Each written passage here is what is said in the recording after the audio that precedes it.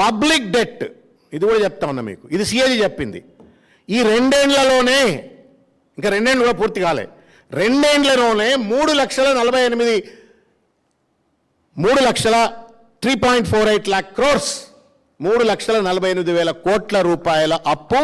ఇది other than off budget borrowings. Off budget borrowings అంటే ఈ కార్పొరేషన్స్ వీళ్ళ దగ్గర నుండి కూడా తెస్తారు, అదొక దగ్గర 1,00,000 కోట్లు ఉంటాయి. అంటే ఖాయా పియా కుచ్ నహీ, చేసింది ఏమీ లేదు, లక్షల కోట్ల రూపాయల అప్పు. మరి ఇన్ని లక్షల కోట్ల రూపాయల అప్పు తెచ్చి నువ్వేమైనా పీకినవా? Have you constructed a major project?